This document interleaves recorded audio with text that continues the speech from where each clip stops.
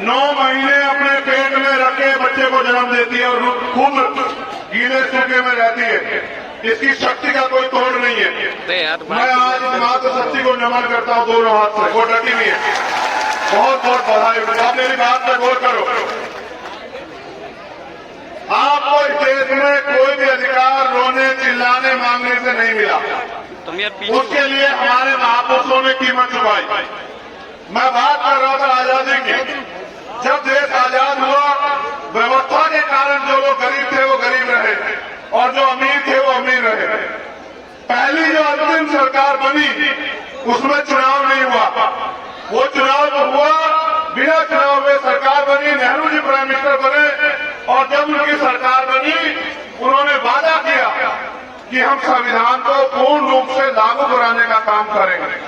और आज तक में हम इस उम्मीद में है कि कब संविधान पूर्ण रूप से लागू होगा, क्योंकि दुनिया का अगर सबसे बेहतरीन संविधान कहीं है तो वो कॉन्स्टिट्यूशन ऑफ इंडिया है, वो भारत का संविधान है।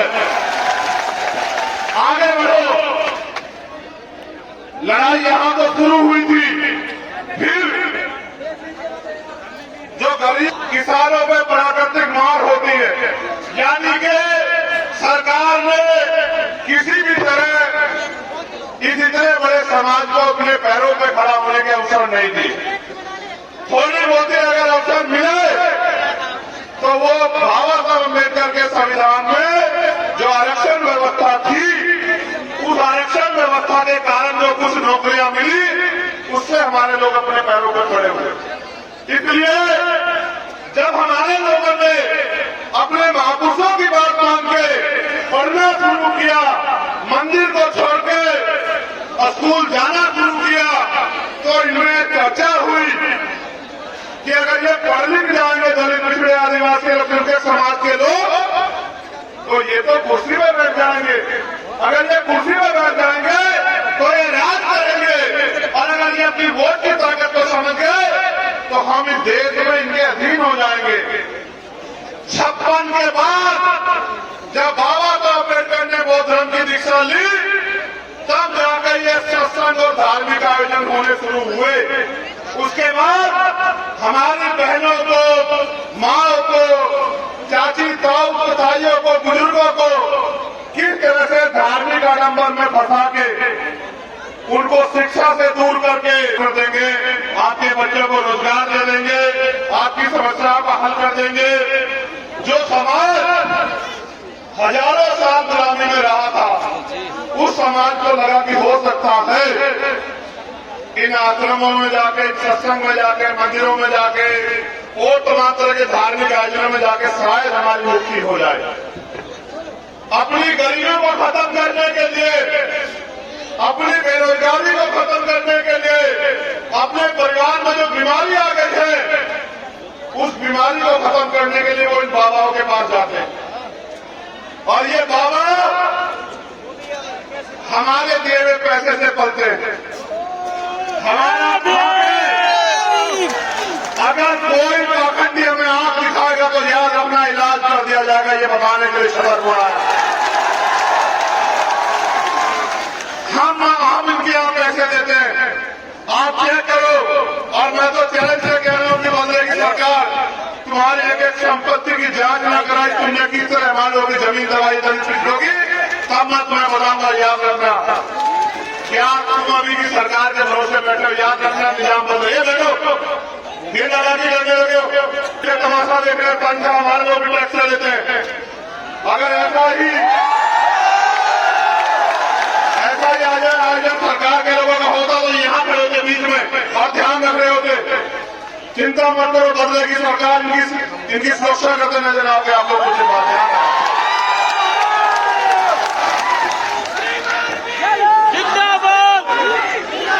एक मिनट से बोला, तुम्हारे आसपास एक 10 साल का बच्चा होगा, उसका नाम है प्रिंस।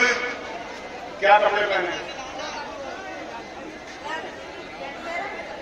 सफेद शर्ट और की लड़ी जा रही है। चिंता मत करो, चुप हो जाओ, चुप हो जाओ, बात सुनो, गौर करो। फिर इसलिए ये हमारे लोगों को झूठे आत्मा देते हैं कि हम आपकी जिंदगी में जो परेशानियां को खत्म कर सके, इसलिए उन परेशानियों से मुक्ति के लिए हमारे लोग इनके पास जाते हैं, फिर ये हमारा शोषण करते हैं, फिर ये हमारे लोगों को गुमराह करते हैं और फिर ये हमें ही नीचा दिखाने का काम करते हैं। अब मैं आपसे कुछ और बात कर लूं, मैं इन पे आऊंगा, आपको धाम धूम पे आऊंगा, ये बात का काम है। पहले काम की बात सुनो। हमने एक आयोजन से मैं आया था 12 फरवरी के बाद उज्जैन में, जब भाई किशन लाल जी के परिवार से मिलने के लिए मैंने आपको मध्य प्रदेश का सच बताया। सच क्या था कि आज भी आजादी के 75 सालों के बाद लोगों के पास पक्के मकान नहीं। मैंने बताया था ना आपको, हम लोग उसका डेटा भी तैयार कर रहे हैं। अगर आदमी कुत्ता भी पालता है तो उसके रहने की व्यवस्था करता है नहीं करता, बताओ। अगर गाय पालता है तो उसके रहने की व्यवस्था करता है नहीं करता, बताओ। अगर बकरी पालता है तो उसके रहने की व्यवस्था करता है नहीं करता, बताओ। कहाँ रहेंगी ये माए? रात में जब बरसात आएगी कहाँ जाएगी जब मकान छूएंगे? इन्होंने आपकी परवाह नहीं की, ठीक है। इसलिए हमने कहा कि डेटा तैयार करो और हर जिला मुख्यालय पे हम लोग आंदोलन करेंगे, मंत्री का घेराव करेंगे भोपाल जाके, और मध्य प्रदेश के हर घर को जो कच्चा मकान है उसको पक्का मकान दिला करेंगे, ये हमारा वादा। जब मैं आपके अधिकारों की बात करूंगा, ये आपको गुमराह करने की बात करेंगे। फिर पहले डेटा तैयार होने के बाद आजादी के बाद मैंने आपको कहा कि किसी को अवसर नहीं दिया गया कि वो अपने पैरों में खड़ा हो जाए। वो सारी सरकारी जमीनें हमारी हैं।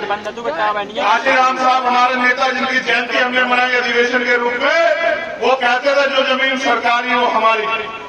इसलिए हम जो अगला आंदोलन चलाएंगे, हमारे नेता लोग सुनो कि हर व्यक्ति को खेती करने योग्य भूमि मिलनी चाहिए, हर परिवार को जमीन मिलनी चाहिए। आंदोलन हम लोग चलाएंगे।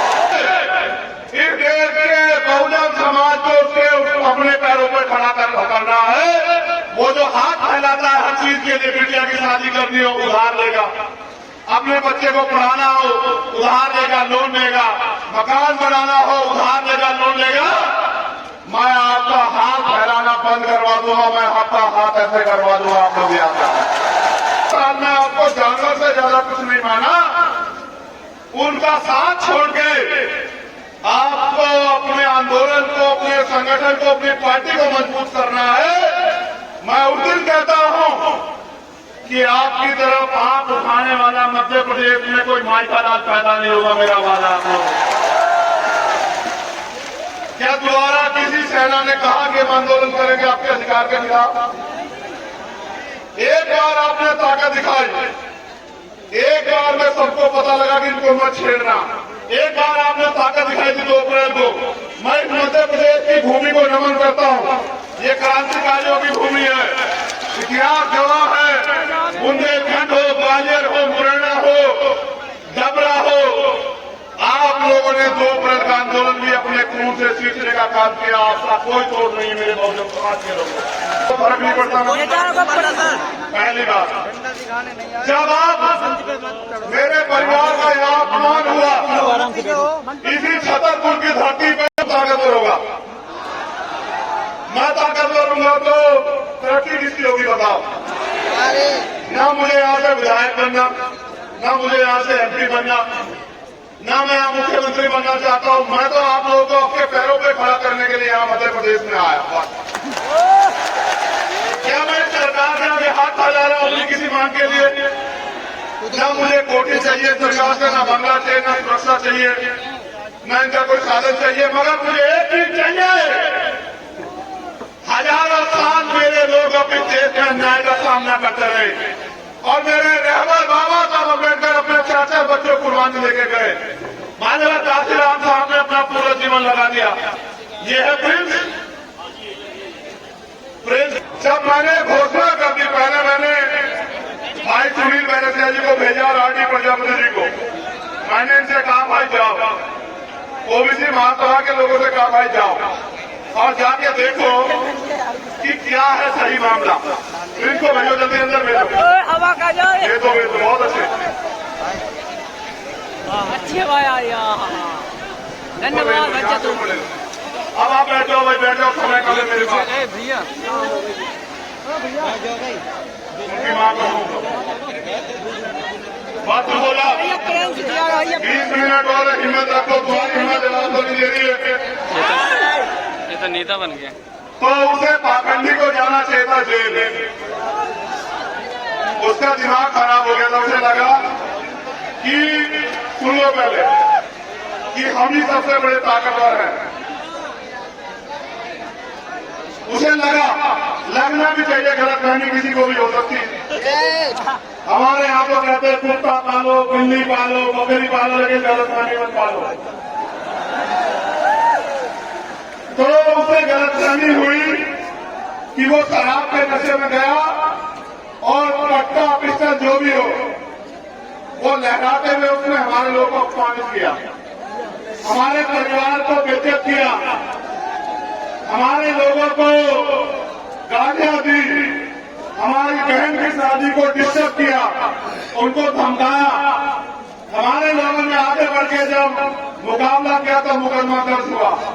जब मैंने घोषणा की कि हमारे 17 तारीख में सरकार सुन ले, इन्हें लगा यहाँ के एसपी भी है। भैया मेरे बात को याद रखना, एसपी महोदय,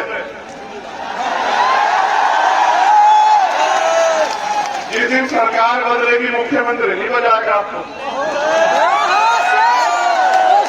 कानून के डंडे में बहुत ताकत है, कभी हमारी कभी तुम्हारी, याद रखना। मेरे लोग भी तुम्हारी इस चोट का जवाब वोट से देंगे, याद रखना। गौर करो मेरे नौजवान सिपाहियों, मेरे योद्धा। उनको पता था कि जब चंद्रशेखर आगे लड़ेगा तो वो कहेगा 307 में पर्चा दर्ज क्यों नहीं किया। मैं वकील हूं, वो पूछेगा कि दफा 25 का मुकदमा क्यों नहीं लगाया, वो बेदखला लेके घूम रहा था। बाबा जी ने हमारे परिवार को बुला डरा, परिवार भी डर गया क्योंकि बहुत ताकतवर व्यक्ति है। मुख्यमंत्री उनके यहाँ बैठे रहते हैं, आईजी डीआईजी एसपी उनके यहाँ बैठे रहते हैं। उनको लगा इनके सामने कौन लड़ेगा। लेकिन जैसे ही ये नीले पट्टे वाले पीले पट्टे वाले उनके पास पहुंचे, फिर उसने कहा कि नहीं, टोट नहीं कट्टा था।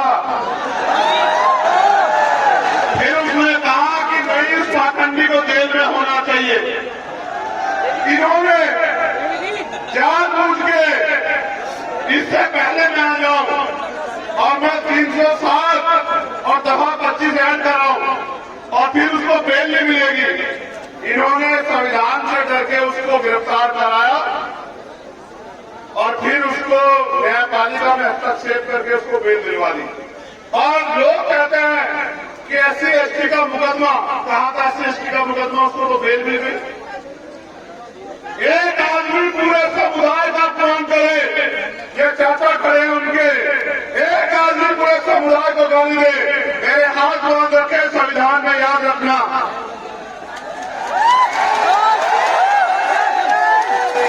अगर संविधान को न मानता तो तुम्हें बताता कि अपमान कैसे किया जाता है, याद रखना मेरी बात को।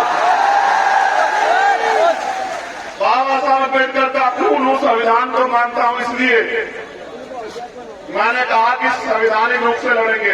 लेकिन आपने देखा कि जब आपके पास राजनीतिक ताकत नहीं है तो किस तरह से आपका अपमान करने वाला व्यक्ति भी घर में आराम से जाके सोता है। देखा नहीं देखा। और जो निर्दोष था मेरा भाई आईजी प्रजापति, उसके 1000 पुलिस वाले, वो बता रहा है कि मेरा एनकाउंटर, ये याद रखना आईजी प्रजापति, तुम्हारी तरफ चलने वाली हर गोली के सामने चंद्रशेखर आजाद खड़ा, याद रखना। और मैं आपसे भी कह रहा हूं, शासन प्रशासन के लोगों, गुंडों पे कार्रवाई करो, हम नहीं आपको बोलेंगे। अपराधियों पे कार्रवाई करो, हम नहीं बोलेंगे। बहन बेटी के अपमान करने वाले पे कार्रवाई करो, हम आपके साथ खड़े हैं। लेकिन अगर सत्ता के नशे में हमारे लोगों, निर्दोष लोगों पे कार्रवाई करोगे तो आपके दफ्तरों पे ताले लगा के ये असंवैधानिक काम आपको नहीं करने देंगे कुर्सियों बैठ के, ये बिना सत्ता के आपसे कह रहे हैं। मैं चाहता तो ये सभा यहाँ नहीं, ये एसपी साहब के दफ्तर के बाहर होती, उनको एहसास हो जाता मुकाबला के। अब एक और बात सुनो, गौर करो, जब तुम पे ताकत नहीं है, मैंने कहा कि हम आदिवासी भाई को मुख्यमंत्री बनाएंगे।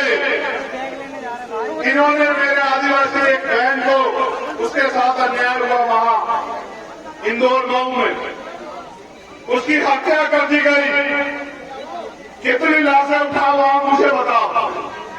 हत्या करने के बाद जब हमारे लोग प्रोटेस्ट करने के लिए आए सड़क पे, तो जवाब इस सरकार को देना पड़ेगा। आदिवासियों की हत्या हम लोग नहीं होने देंगे, सरकार को जवाब देना। आपने देखा कि सत्ता के संरक्षण में किस तरह गुंडे खुलेआम घूमते हैं और किस तरह हमारे निर्दोष लोगों पे गोलियां चलाई जाती है। मैं आपसे पूछना चाहता हूं कि आप मध्य प्रदेश में गुलाम हैं? अगर आप गुलाम नहीं हो तो जो गुलामी की बेटियां आपके पैरों में को डालने का काम किया जा रहा है, उनको काटने के लिए तैयार हो जाओ मेरे नौजवान साथी। क्या आप नहीं चाहते कि यहाँ हम लोग स्वाभिमान सम्मान से जिए मध्य प्रदेश में? क्या आप लोग नहीं चाहते कि किसी बहन का अपमान न हो? बताओ, चाहते नहीं चाहते हो कि आपको जमीन मिले? कौन दे सकता है ये तो आपको बताओ। वोट उनको दोगे, मैं कहां से दे दूंगा कुछ? देखो, जब एक गरीब का बेटा अपने लोगों की लड़ाई लड़ने के लिए खड़ा होता है तो बहुत लोगों को तकलीफ होती है। ये लड़ाने का काम करोगे? मैं आपसे पूछना चाहता हूं, मैं मेरे कौम के लोगों, आपस में लड़ोगे तो नहीं? दोनों हाथ उठा के बताओ, एक से नहीं मानूंगा इस बार। लड़ोगे तो नहीं आपस में? चलो एक बार और बैठो। अगर इन ओबीसी वर्ग के मेरे भाइयों पे आंच आएगी तो इनका साथ दोगे? अगर मुस्लिम भाइयों पे आंच आएगी इनका साथ दोगे? अगर जैन, सिख, बौद्ध, ईसाई पे आंच आएगी पार्टी में, उसका साथ दोगे? अगर देश की किसी भी महिला में किसी भी जाति धर्म की हो अन्याय होगा, उसकी लड़ाई लड़ोगे? ये तुम्हें मानवता है, तुम्हें मानवता है। तुम सबका सम्मान करते हो, लेकिन याद करो, हाथरस में जब हमारी बहन को जलाया गया, जिनकी सरकार यहाँ है उनकी सरकार वहां थी, और फिर उसमें न्याय के लिए उन्होंने किस तरह का हस्तक्षेप किया आपने देखा? क्या आप उन्हें माफ कर दोगे? क्या आप इनको आजादी दोगे कि अगले 5 साल करो? मेरे लोगों, आपको आजादी इस मुल्क में तभी मिलेगी जब इस देश की, इस प्रदेश की राज सत्ता आपके हाथ में आए। वोट आपका है तो राज किसका होना चाहिए बताओ? जब वोट आपका है तो राज किसका होना चाहिए बताओ? जब आपका राज आएगा, सोचो, आपका राज आएगा तो यहाँ अगर सभा होगी तो कुर्सियां लगी होंगी या जमीन पर बैठना पड़ेगा बताओ? देखो, मैं धन्यवाद देता हूं यहाँ के एक कार्यकर्ताओं का, दोनों हाथ जोड़ के धन्यवाद देता हूं। आपने अपने फैसले का सही प्रयोग करके इस सभा को सफल बनाया। आपने जवाब दिया उनको जो ये कहते हैं कि एक गरीब का बेटा आगे नहीं बढ़ सकता, उनको जवाब दिया। आप मोटरसाइकिल पे आए, पैदल आए, और मैं जानता हूं, मैंने देखा भूखे पेट आए, मैंने देखा भूखे पेट आए, मैंने देखा। आप इस जरा सी जगह कम पड़ी है, आप अपने पैर में खड़े हो। मेरे खून का एक कतरा आपके सम्मान में हमेशा जारी रहेगा, इस बात को आप याद रखें। एक कहावत है पंजाब में, सुनोगे? सुनाऊं? कहावत है, मन पक्के दूध की पा, मन पक्के दूधना की बात अगर कटड़े को चुंगन नहीं मिलिया, इसको हिंदी में समझ लो, उस वोट का क्या फायदा? पहले उसको समझा दो। मन पत्थर दूध यानी के इतने सारे दूध का क्या मतलब, क्या फायदा अगर कचड़े को, भैंस के बच्चे को चूमने को ना मिले, उसका पेट ना भरे। इस आपकी वोट का क्या फायदा होगा अगर आपकी सरकार, आपकी सत्ता ना है? आप बताओ। वो भी जवाब देंगे, लेकिन आपका मौका आ गया, आप यहां आए हो, तो यहां से प्रण लेकर जाना मेरे साथियों कि इस बार किसी भी कीमत पे हम अपने भाईचारे को टूटने नहीं देंगे और अपने भाई को यहां पर छतरपुर की धरती से ताकत देके भेजोगे। ये वादा करना पड़ेगा। क्या तो मुझे कहो कि कोई और परीक्षा बाकी है, चंद्रशेखर आजाद वो परीक्षा दो, क्या तो मुझसे परीक्षा लो या फिर मेरा साथ दो। मेरा साथ दोगे तो आजादी मिलेगी, अवसर मिलेंगे, स्वाभिमान सम्मान का जीवन मिलेगा, मालिक बनोगे। और मेरा साथ नहीं दोगे तो रोज अवतार पढ़ोगे तो यही मिलेगा, रोज खून के आंसू रहोगे। निकलो गांव में, मीटिंग करो, जाओ, मेरी बहनों को, माओ को बताओ कि अब उनके बच्चे, उनका खून मैदान में है, अब उनके सम्मान के साथ समझौता नहीं होने देंगे। आपको आज नहीं तो कल फैसला लेगा कि आप यहां गुलामों की तरह जियोगे या मालिक की तरह जियोगे, ये फैसला आपको लेना है। मैं धन्यवाद देता हूं हमारे एक एक कार्यकर्ता, नेता, साथी और समाज सेवी को, अपनी बहनों को स्पेशली। देखो, बहनों को एक बार नहीं कहना पड़ा कि बैठ जाओ, ये है मातृशक्ति का बल, उसका धैर्य, उसका समर्थन। इन मातृशक्ति को आपको जाके समझाना पड़ेगा कि अंधविश्वास, पाखंडवाद से बाहर निकल के बाबा